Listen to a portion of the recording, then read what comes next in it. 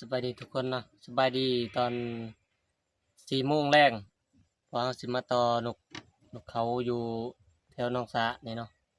พอเราเห็นนกเขาอยู่บินไปบินมาอยู่ตอนเรามาหาเลาะไอ้ใส่โง่แต่มื้อนี้เราสิมาหาเลาะต่อเบิ่งว่ามันสิเข้าบ่หรือบ่มาติดตามเบิ่งนำกันเนาะทุกคนเนาะเต็มจอนะ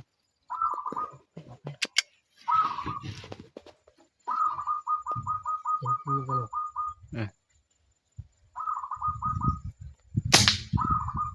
ตกอะไรแต้มหนึ่งทุกคน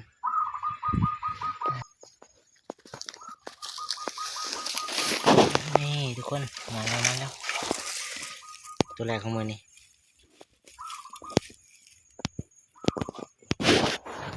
ถ่ายเบิ่งว่าสิมาจากตัวมันนี่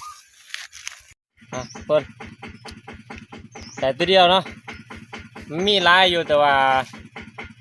มันเข้ามา2-3แล้วเขายิงมันก็บินนี้แต่ไปใครไปมันเลยจ้ะมันบอกเขามาอีกเนาะ